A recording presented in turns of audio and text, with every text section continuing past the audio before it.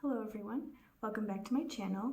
So before I start this week's video, I just want to mention that like the last time I checked my channel, which was today, I have 93 subscribers, and I just want to give a huge thank you to all of you for your endless kindness and support, and to get me even to this point. We're almost at 100 subscribers, so that's really exciting for me.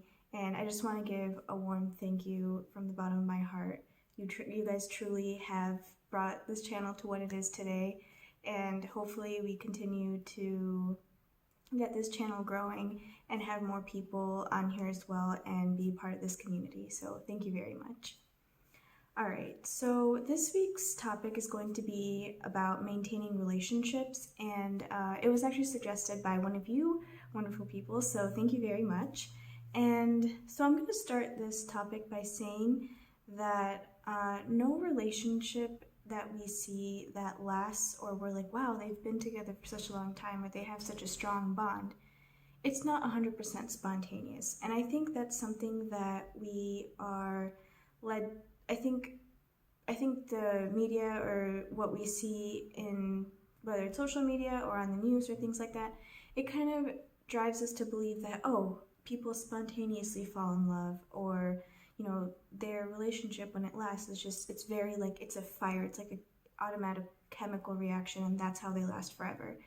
And I don't think that's true, because yeah, maybe that's the initial like catalyst in a relationship that gets it going, but in order for it to stay strong, it takes effort. We need to put an effort to maintain relationships. I think that's very crucial. But I also think there's a point where effort, like, of course we need to put an effort, but not to a point where we start feeling drained or manipulated by people. And I'm going to say the most important relationship we have to nurture is the one with ourselves. Before we get any other people involved in our lives, we need to have a good relationship with ourselves. And I'm not saying that means, like, don't talk to people until you figure out your life, because to me, you're never going to have life 100% figured out, no matter how old you are. That's a continuous process, but you will have a point where you kind of know, okay, this is who I am, this is what I stand for. But you can still obviously talk to people during that time, but know what your relationship with yourself is and make sure that it's a healthy one. And I think we need to learn to be disciplined with ourselves, but also be kind and not be too hard on ourselves for being human. And kind of like being our own parent, we need to do that. We need to, be like, okay, we need to check ourselves here, we need to improve on this, but also be like, you know what, you're doing the best you can, and, keep encouraging ourselves. We need to do that. And I also think that in our relationship with ourselves, we should be constantly evolving. And of course, there's going to be times in our lives where we're so happy with what's happening and we're like, yeah, everything's going great. And then others where, like, literally would be happy if, like, no one knew we existed and we just, like, were, like, on an iceberg that broke off and, like, floated off to Antarctica. We'd be fine with that too. Like, we'd be like, you know what, I'm fine living in an igloo. No one knows where I am, and because things aren't going the way I want to in my life. And we're going to have these things happen to us throughout life, good things, bad things. But I think that we need to be in a state of, like, homeostasis and staying calm, where we can embrace our happy moments and the moments where we struggle.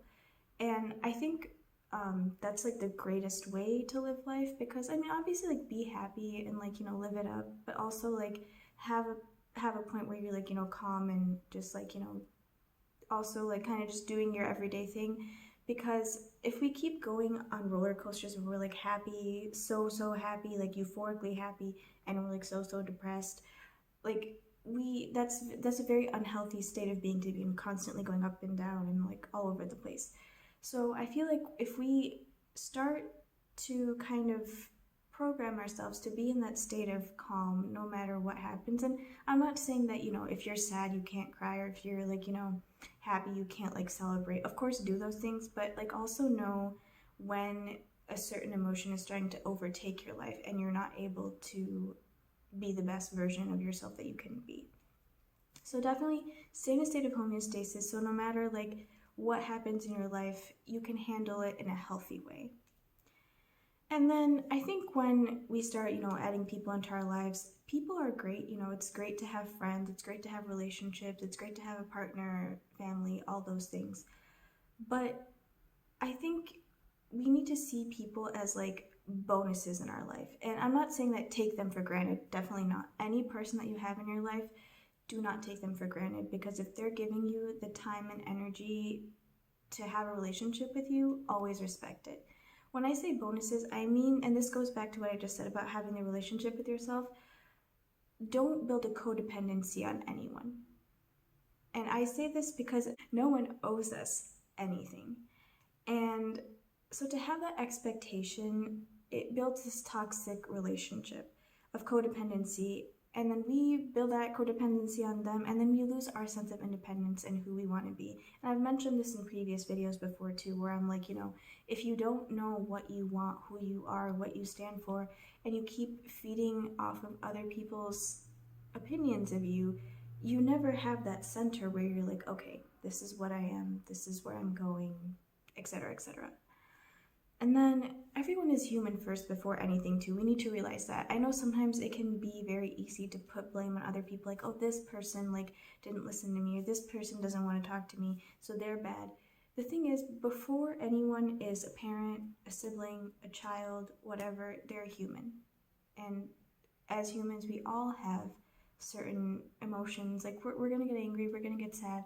And I'm not saying, like, obviously if someone has done something completely despicable to you, like, that's a different story. But if someone is showing, I guess, their weaknesses in front of you, don't hold that against them. Just know that everyone's human. There are gonna be times when we all slip up, and it's okay to acknowledge that and respect that. And then I guess I'm gonna also go into some like more specifics in terms of like what kind of relationships happen and like how to maintain them. So my first is gonna be the parent-child relationship. So obviously as parents, I think that discipline is very important, but you should also let your child be their own person.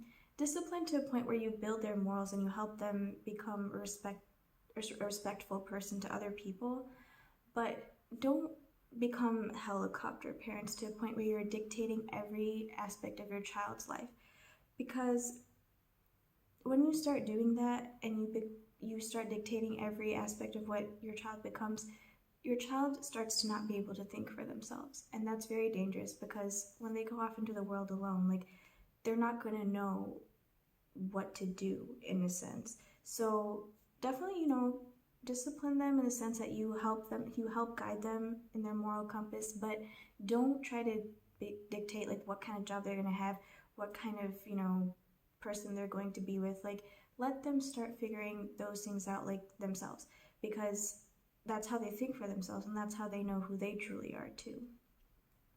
And then and I'm saying this, if you're a child and your relationship towards your parents, be your own person, obviously, but still respect what your parents have done for you, even though you don't see eye to eye with them. I'm not saying, like, there's obviously, like, parents and children don't 100% agree on everything, but I think parents and children can come to a point where, yeah, they might disagree, but they can see each other in a sense of, okay, I respect you, I respect your opinion, even though I might not follow it, I still see that you're thinking for yourself and you're your own person. And I'm going to take an example again of, as you guys might know, one of my favorite actresses, Kangana Ranaut. She was talking about this too, because when she said she initially took the decision to be an actor, her father wasn't very supportive of it, and they didn't talk to each other for some time. And obviously now she has a good relationship with her father, but she said during that time, like, it wasn't that I hated him or he hated me. I just needed my space, because I think a lot of my youth and like adolescence, I was always being pushed towards a career that I wasn't interested in. Everyone was telling me how to act, and I just wanted to break free from that a little bit and figure out who I was. And that's how I started developing as an actor or an actress. And if I didn't do that, I might not be where I am today. So that's what I meant by, like, obviously respect each other, and you don't have to see eye to eye, but just respect each other. Respect in any sort of relationship is it's a foundation that's necessary, and that's how you build a lasting relationship, when you have respect. And so, kind of branching off of the parent-child relationship, when it comes to like any relationship between someone that's older or someone that's younger, as the older person, I would say like you don't have a right over the younger person. I've seen this sometimes where older people will be like, "Well, I'm just saying that to them because they're my child or they're my grandson or something, so I have a right over them." And I don't think any person is anyone's like right in that sense. Because again, like I said, everyone is their own person. So I would say advise the younger person, but don't treat them like your puppet. Don't start dictating every single aspect of who they become. Because you have to let them evolve into their own person so they can think for themselves. And like I said, they don't build this unhealthy codependent relationship on you, and they're not able to function when they're alone in society. So definitely advise them, but don't manipulate them and don't make them your puppet to a point where you're trying to mold them into somebody that they're not. And then when it comes to like friendships or romantic relationships, again, don't think of your friend or your partner as like an ownership type thing, like, oh, they're mine. Have that foundation of respect and understanding. Because I think people with different opinions can be friends or can be in romantic relationships with one another as long as one person isn't patronizing the other person for their opinion. Yeah, you can disagree, but don't be like, oh, you're wrong, I'm right because I know better than you, I'm older than you, I've had more experience than you. Don't make it that, because when you start patronizing someone, they definitely start losing, like, if they once they start losing their sense of identity, they're not going to feel comfortable in that relationship anymore. So definitely, you can have your disagreements, that's fine, but have them in a healthy way where one person isn't like patronizing the other person. And then I think when it comes to relationships in general, especially with these kinds of relationships, it's better to just cut draining friendships and relationships than to maintain them and look like the good guy. Because I know a lot of times some people are afraid of breaking up with someone or cutting off ties with someone because they're like, oh, I don't want to hurt their feelings, or I don't want to be the bad guy, I'm going to wait for them to do it first. And I don't think that makes you the bad guy, because like I said, you have to nurture your relationship with yourself first. And in any relationship you're in, when you start finding out that you're losing your sense of self, I think for me, that's the number one sign that this relationship isn't meant to be, whether it's a friendship, romantic relationship, any kind of relationship. So then that's your intuition talking to you again. And if you guys have watched my previous videos, you also know that I'm a big believer in intuition. I think the moment your intuition senses something is right or something is wrong, start listening to it. So when you start feeling like you're losing yourself, don't feel like, oh, I'm the terrible person for telling this person, like, hey, I think I can't talk to you anymore, maybe we should, just go our separate ways. Because if you don't say that, one, that's a communication issue, which communication is important in any relationship too. And maybe if you even communicate that to them, maybe they never knew that they were making you feel that way, and so maybe you guys can mend the relationship. But even if they still feel like, oh, well, that's just bogus and your feelings aren't valid, that's when you shouldn't feel like the bad guy for cutting off the relationship. And this goes to something that I've said before in this channel too, where I'm like, it's, as humans, I think it's our duty to help everyone, but not please everyone. And this is, I think, a great example of that. You can help someone, but it's not your duty to please them or to be the sole source of their happiness. That's every one of us has that job to do for ourselves. No one else can do that for us, and we can't do that for anyone else. And then I want to say also, if in any relationship you're feeling ignored, then I think that's your intuition again talking and telling you that this person doesn't probably want to invest the time that you want to invest in them, and you probably should move on with your life just for your own sense of well-being and self. And I'm not saying this to be like, oh, well, they don't think you're important, or you should just be like, oh, well, they're a terrible person. Again, this goes back to communication.